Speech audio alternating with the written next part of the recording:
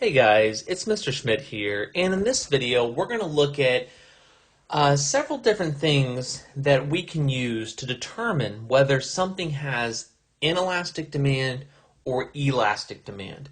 So we're going to kind of set unit elastic off to the side for now because there's really no, for lack of a better term, verbal ways of talking about what has inelastic or elastic, or sorry, what has unit elastic demand. So we're just going to focus on elastic and inelastic demand. So how do we know if something has elastic or inelastic demand? What could we be looking for that might give us a clue? So I'm going to give you 5 different things, okay? And so what we're going to do is we're going to make a little chart here, and we're going to say, we're going to put elastic demand on the left-hand side, and we're going to put inelastic demand, excuse me, on the right-hand side. And so anything on the left will have elastic demand if it meets those characteristics, one or more of them, and on the right, inelastic demand. So let's go ahead and get started with the idea of substitutes, which is something we learned about in Unit 2, right? I buy one good or the other. So if something has close substitutes, it is more likely to have elastic demand. Why is that the case?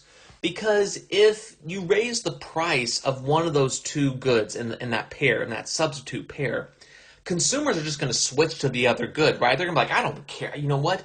That price increase is really crazy. I'm going to switch to the other brand, right? Like if I have 2 brands of paper towels, if the price of one of them really goes up, I'm going to completely take my demand to the other paper towel brand. I'm going to have a really strong reaction. That's what elastic demand means.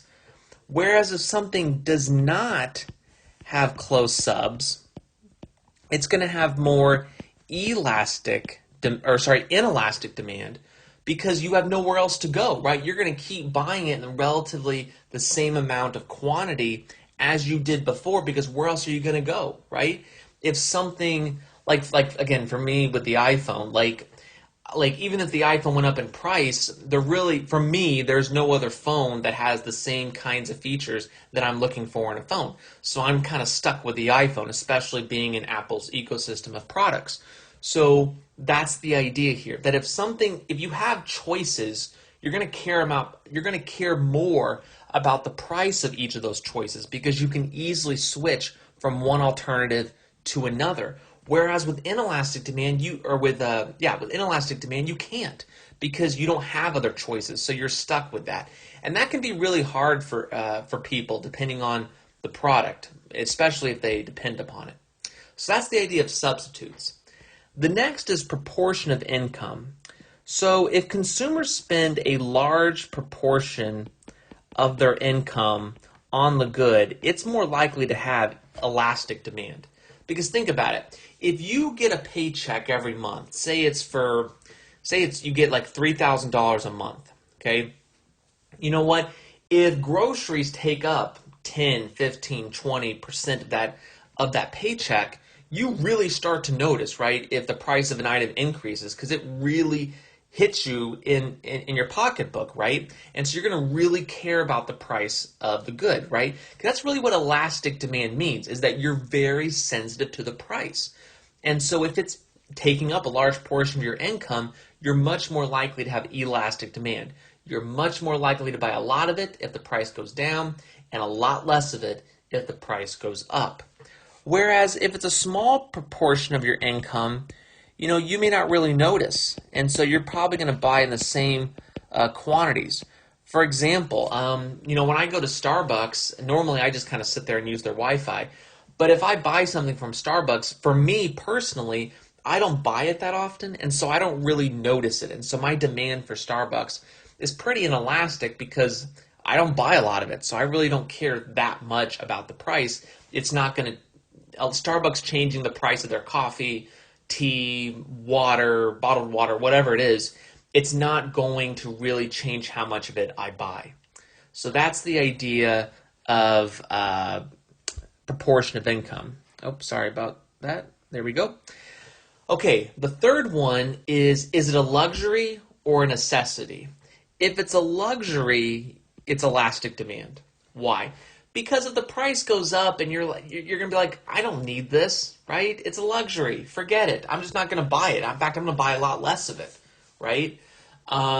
So, when I was a kid, and I would go to the store with my mom, there were certain toys that I would beg her for every time we went to the store. And my mom's demand for those toys was very elastic. If she had the money, she might get me one. If she didn't, she wouldn't, right? It was a luxury. It wasn't something that she knew that I needed in order to live, even though I made it sound like I needed it to live. And so the demand was very elastic, right? Now contrast that with inelastic demand and a necessity, right? If the maker of insulin, right? If the maker of insulin raised the price, you're still going to buy it, and you're still going to buy it in the same quantity because you need it, right? You need it to survive. And in fact, that's why some of these companies that make these life-saving medicines have been put on trial, have been sent before Congress, because they're taking advantage of inelastic demand. They're saying, hey, people need our product, and so we're going to raise the price, because what are they going to do?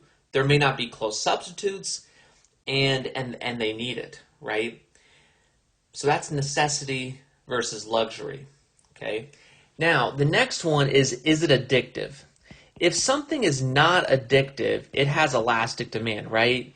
You can quit at any time, right? So if you enjoy chocolate, right, but you're not addicted to chocolate, if the price goes up significantly, you'll buy a lot less of it because you're like, I don't need it. I'm not addicted to it. I can quit whenever I want.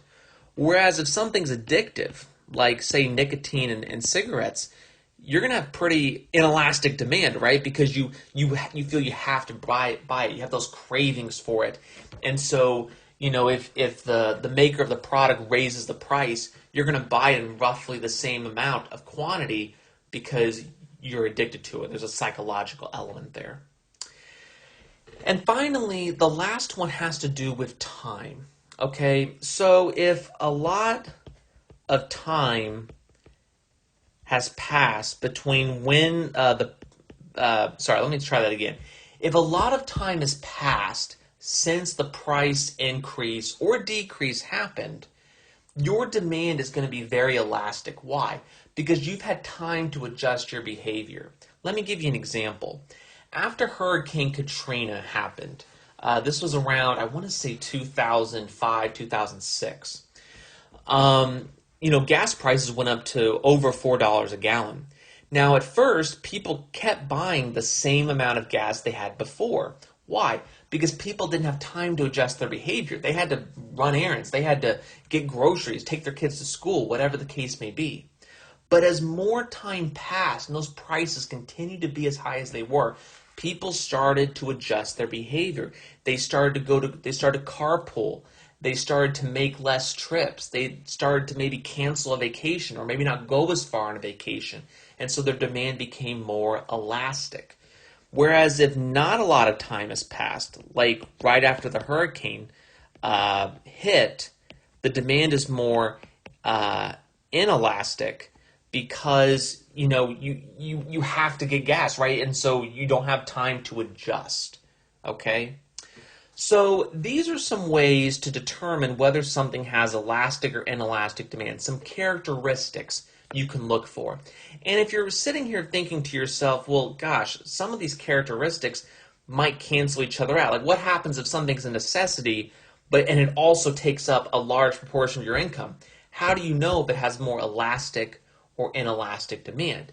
And what we're really looking for here is a way to calculate price elasticity of demand. What if we had a formula that could spit out a number and that would tell us whether something has elastic demand, inelastic demand, or heck, even unit elastic demand?